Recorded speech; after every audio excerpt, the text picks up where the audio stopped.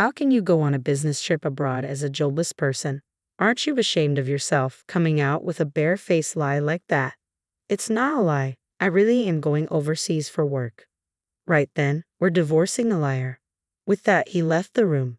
To him, it seems I, who work from home, might as well be unemployed and lazy. I have a steady income and even contribute to the living expenses, yet he won't acknowledge that. A few days after I returned from my business trip, I found divorce papers on my desk, already signed. I see, if he can't understand this far, there's no point in being a couple, is there? I signed the divorce papers and headed to the state court. My name is Hannah Robinson, 29 years old. My husband's name is Jake, 30 years old. We started dating in college and got married when I was 25. We were more like best friends than lovers, and we always spoke our minds. It might seem like a good thing, but sometimes things take an unexpected turn. For me, it happened when I discussed my dream with him. My dream is to run an online imported goods store. The opportunity came during my part-time job at a boutique when I was a student. Having always liked foreign designs, I was attracted to the charm beyond my part-time job.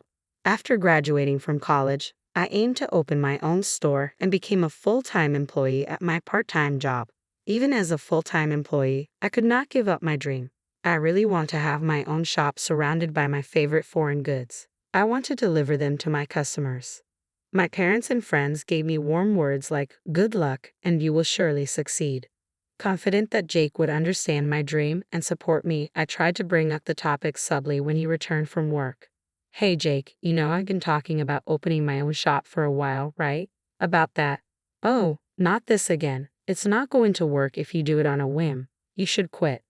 "Why would you say that? It's not a whim. It's something I've been thinking about for a long time. Impossible is impossible. Life isn't as sweet as you think it is. There's no need to be so harsh. Why do you always negate everything from the get-go?" I raised my voice without thinking, my thoughts cavalierly dismissed. Jake gave me a scornful glance, his voice and eyes cold. "Then tell me, what's your plan if this venture of yours doesn't take off?" "Well, I don't expect it to be successful right off the bat. And what about your income until then? The rent and living expenses we're splitting now. You're telling me I have to cover it all, right?"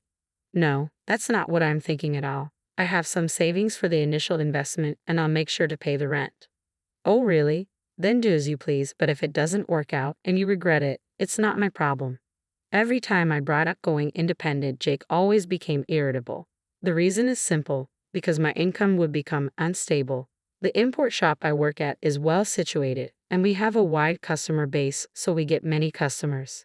Thanks to that, my income is fairly high, nearly the same as Jake's, who works as an office worker. In fact, it might be a bit higher. That's why I've been covering meals when we go out and paying a little more for the rent. My decrease in income is something Jake simply cannot tolerate. At first, he said things like, "Why rush things? And you should take your time and prepare," in a kind tone. Now, however, he has no qualms about breaking my spirit. Even so, I did not give up on owning my own shop. No matter how much Jake opposed, I prioritized fulfilling my dream. As a result, I overcame his opposition, and at the age of 26, I started an online boutique. In the beginning, as Jake had predicted, it was difficult to get things running smoothly. But over the years, I implemented all sorts of strategies. I utilized the nature of the online shop, outsourcing to well-known e-commerce companies, promoting on social media, and doing all I could. Thanks to these efforts, a year after going independent, I was able to secure a steady income. From there, I expanded the customer base and product range, and now the annual sales have reached $300,000. Because Jake was so against it, I never spoke about the sales. I assumed he wouldn't be interested anyway. Of course, he never asked. Still, he never failed to remind me about the rent and living expenses. I had always just given him the money he demanded without any fuss and kept any work-related conversation as non-controversial as possible. But then one day, something happened. I received this message in the DMs of my online shop. "I'm a regular customer of your shop. I was wondering, in addition to the international knickknacks, could you also sell furniture?" Actually, there had been numerous requests for me to add furniture to my offerings. However, unlike selling knickknacks, selling furniture online can be quite difficult. Furniture tends to be more expensive, and factors such as the material are also important. Even though I had worked in an import shop before, there are risks involved in sourcing furniture sight unseen and selling it. So, I decided to call my old boss at the import shop to discuss the matter. Hello, is this the manager? I have something I want to discuss with you. As soon as Maddie, the manager, recognized it was me, she sounded genuinely excited.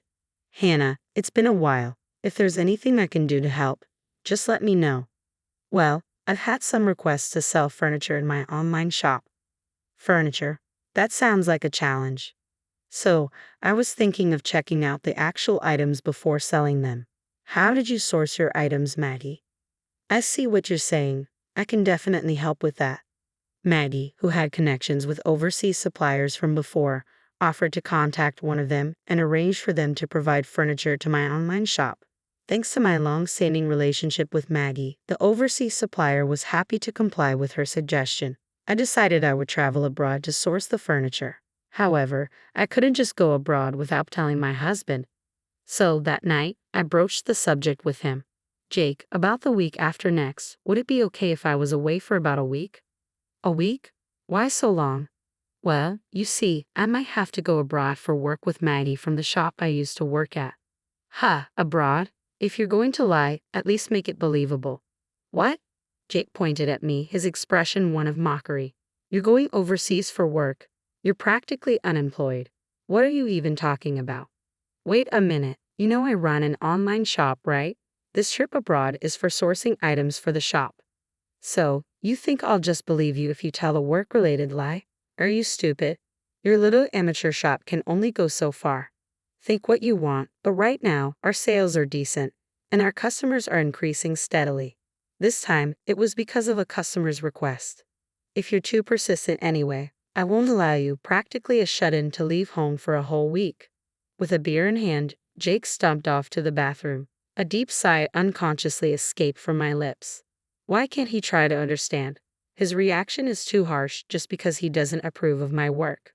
But I can't just go abroad without his permission. I must persuade him at any cost. Although I was hesitant to continue the discussion, I couldn't ignore the issue. The next day, when Jake came back from work, I spoke to him again. Jake, about yesterday's discussion. Look, I'm tired. I don't have time to indulge in your lies. I'm only speaking the truth. An unemployed person going on a business trip abroad? You're quite good at lying. I'm not lying. I really have to go abroad for work. At that moment, as I grabbed his arm to plead with him, he looked down at me as if to mock me. Oh really? Then liars get divorced too. Divorced? What are you saying?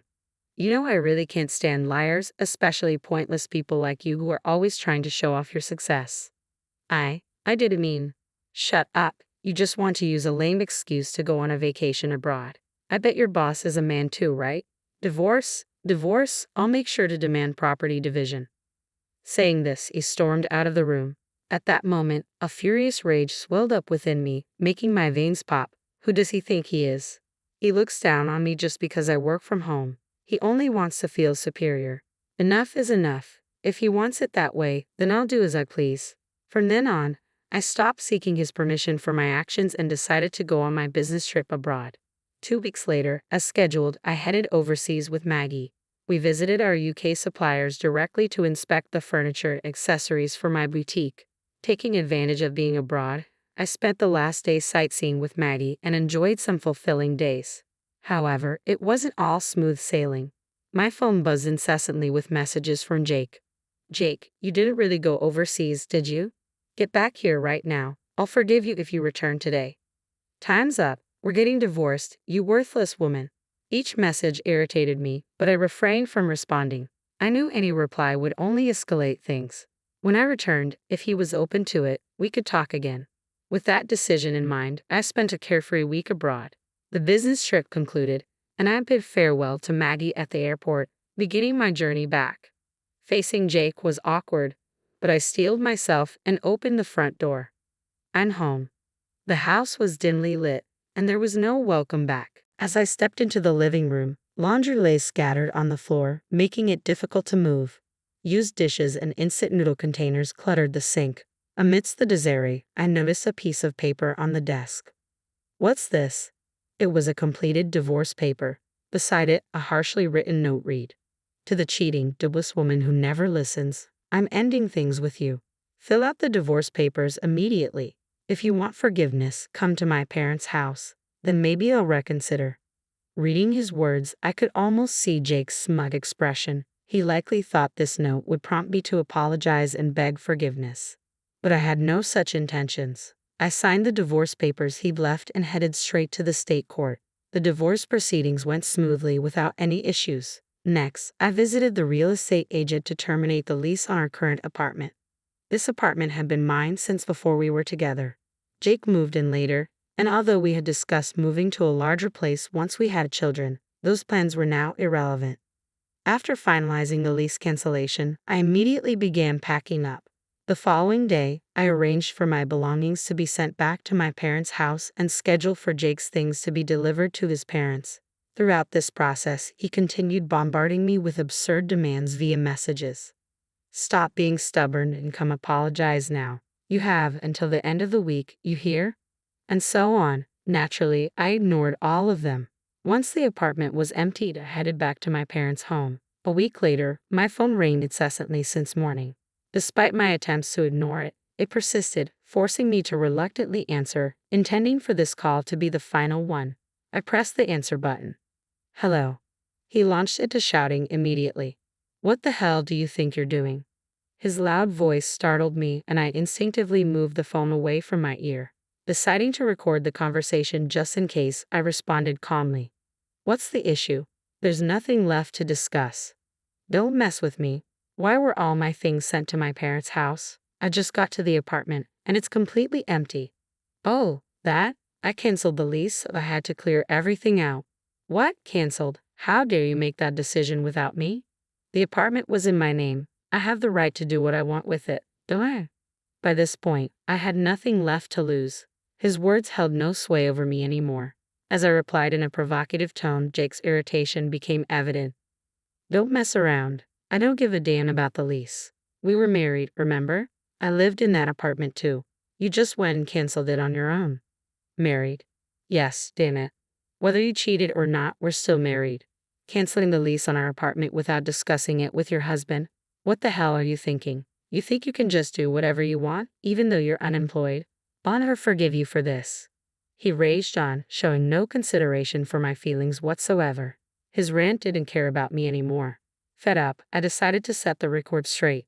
I'm sorry to burst your bubble, but you're getting all fired up about not forgiving me, but we're not married anymore. Okay. What? What are you talking about? I submitted the divorce papers you left behind, so we're strangers now. Why should I continue renting a place for a stranger? Hold on, you're joking, right? You're basically unemployed. You'd be in trouble without me. What? Don't make me laugh. When did I ever say that? Caught off guard, Jake was speechless on the phone. Seizing the chance to vent my pent-up frustration, I continued. You've looked down on me all this time. I'm not the unemployed or jobless person you think I am. I didn't cheat on you. I traveled abroad for work to cater to my clients. If you can't believe that, fine. But just know, I'll never forgive you. Well, wait a minute, but your online store, it's not like the sales can just increase. I've been busting my butt for the past 3 years. You don't know anything and never tried to understand. You just made assumptions. 3 years? Just so you know, I've been earning many times more than you. You've looked down on me and belittled me. I don't want a marriage like this. You can live a miserable life on your own for all I care. With that, I hung up the phone, deleted his contact, and cut off all means of communication. It seems he finally came to his senses, realizing many people use my online store. He even heard about my success through mutual friends and once came to my parents' house. But I have no intention of meeting or talking to him anymore. Jake attempted to visit, only to be turned away by my dad at the door. Apparently, his own parents found out about his behavior towards me and kicked him out. Now, I hear he's renting an apartment near his workplace and just shuffling between home and work alone. As for me, I've decided to live with my parents for a while. Thanks to my job, which allows me to work from anywhere, I can stay with them, which is a blessing. Their house is quite old, so I'm considering starting renovations soon. I'm confident my online store will continue to grow. Without anyone holding me back, I'm free to travel abroad whenever necessary. Despite having a divorce on my record, I have no regrets about prioritizing my dreams. I plan to keep working hard and repay those who have supported me.